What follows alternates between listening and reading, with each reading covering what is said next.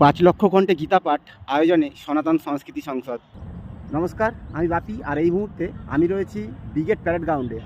আর আজকে brigade parade গ্রাউন্ডে আসার কারণটা ছোট্ট করে জাস্ট এই ভিডিওতে আমি তোমাদের সাথে শেয়ার করব।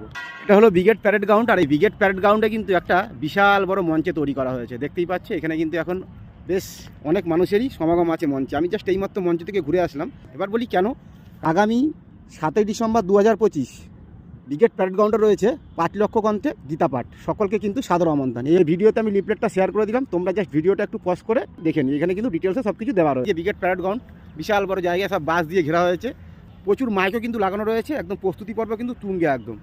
আজকে হলো 5ই ডিসেম্বর, আর 7ই ডিসেম্বর কিন্তু রয়েছে এই 5 লক্ষ কণ্ঠে গীতা পাঠ। আজকে আমিও এখানে এসেছিলাম যে দেখার জন্য যে প্রস্তুতি পর্ব কীরকম কী চলছে। তো সেই জন্য আজকে যারা যারা এসেছিলো তাদের কিন্তু সকলকে একটা করে শ্রীমদ্ ভগবত গীতা যথাযথ একটা করে কিন্তু দেওয়া হয়েছে। যে আমিও সেটা পেয়েছি। আমার মনে হয় আমিও খুব একজন লাকি মানুষ যে শ্রীমদ্ ভগবত গীতা এখানে এসেছিলাম বলে আজকে আমি পেয়েছি। এটা কিন্তু অনেকদিন ধরেই প্রচার শুরু হয়ে গেছে যে 5 লক্ষ কণ্ঠে গীতা পাঠ যেটা হবে ব্রিগেড প্যারেড গ্রাউন্ডে। আয়োজকদের তরফ থেকে কিন্তু এখানে সকল মানুষকে কিন্তু সাদর আমন্ত্রণ করা হয়েছে। তাই সবাইকে বলবো যারা যারা পারবে অবশ্যই কিন্তু চলে আসবে 7 তারিখ ব্রিগেড প্যারেড গ্রাউন্ডে, যেটা শুরু হবে সকাল 9টা থেকে।